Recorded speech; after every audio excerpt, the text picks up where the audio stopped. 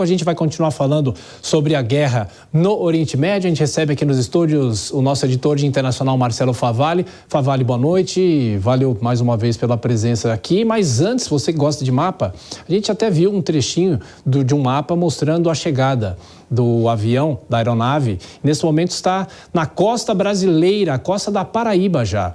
E aí haverá esse pouso em Recife. Em 7 minutos deve chegar em Recife para o reabastecimento. Aí depois, de novo, a aeronave parte para Brasília e estaremos acompanhando depois de muitos dias de agonia desde o início da guerra. E por falar em guerra, a situação na faixa de Gaza é cada vez mais complicada, porque o tempo vai passando em relação aos hospitais, e Israel dizendo que já tem o domínio sobre a faixa de Gaza. A gente vai saber tudo isso a partir de agora. Tudo bem, Favalli? Obrigado pelo espaço, Tiago. Boa noite a todo mundo que nos ouve, que nos assiste. Talvez, se uma palavra resumisse hoje o noticiário da guerra, seria hospital ou hospitais. A gente tem observado movimentação do exército israelense em diferentes pontos de atendimento clínico à população de Gaza. Então, tem primeiro uma atenção a um polo de atendimento chamado Al-Shifa. Por que eu falo que é um polo de atendimento? Parece muito os hospitais de clínicas que nós temos nas capitais brasileiras. É um complexo em que atendem várias modalidades em diferentes prédios, inclusive com clínicas ali menores de atendimento de menor gravidade. Esse complexo de Al-Shifa, ele foi cercado por Israel, com tropas, com tanques, e aí de novo a gente tem uma guerra de versões. O exército de Israel diz que colocou combustível disponível para o hospital. Aí tem uma versão também do governo israelense de que o Hamas não teria aceitado ou dificultado o acesso do hospital a esse combustível. De qualquer maneira, os médicos desse complexo hospitalar Al-Shifa dizem que a quantidade de combustível oferecida por Israel, mas não chega nem perto do mínimo necessário para um funcionamento diário daquele complexo, que tem pronto-socorro e salas cirúrgicas. A gente preparou um resumo aí desse dia da guerra, falando dos hospitais. Daqui a pouco eu volto aí com o avanço das tropas israelenses dentro da faixa de Gaza.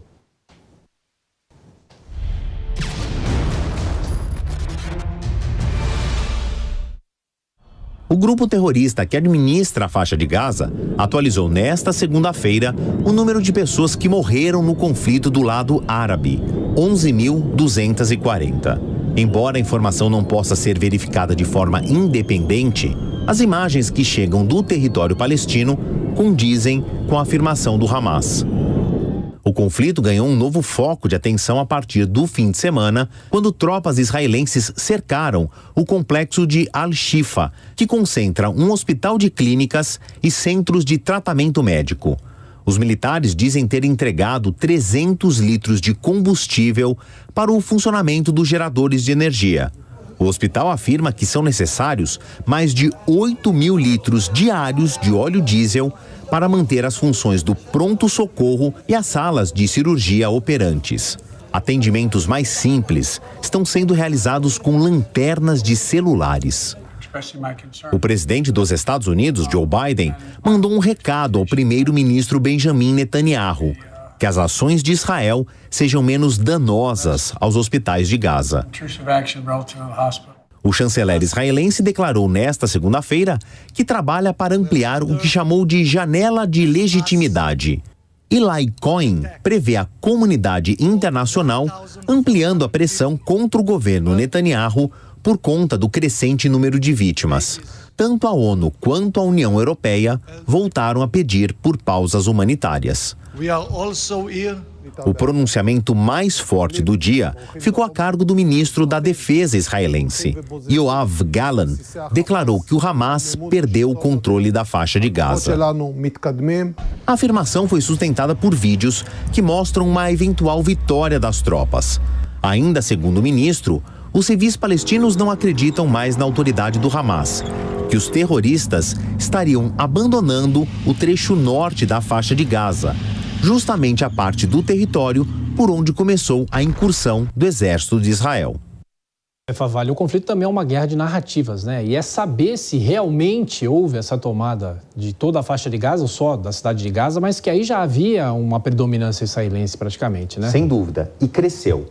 E aí eu montei num mapa, e de novo, este aqui não é um discurso israelense. Esse mapa também não foi feito a partir de informações que chegam da administração dos terroristas do Hamas. Ele foi feito por observadores internacionais a partir de fotos de satélite, triangulação de telecomunicações, presença de celulares do exército israelense, por exemplo. E esses observadores estão distribuídos, parte na Polônia, parte nos Estados Unidos, chegaram a essa conclusão. Esse aqui é o mapa mais atualizado e ele mostra um adensamento da presença militar aqui de Israel na parte norte de Gaza, o que corrobora um pouco essa informação de que a cidade de Gaza, que é a parte mais populosa, ou então era a parte mais populosa da faixa de Gaza antes da guerra, vai ser envelopada pelo exército de Israel. Falta um pouco, um pedaço ainda livre num trecho que liga a cidade de Gaza ao mar Mediterrâneo, mas essa faixa aqui, que fica perto da delimitação murada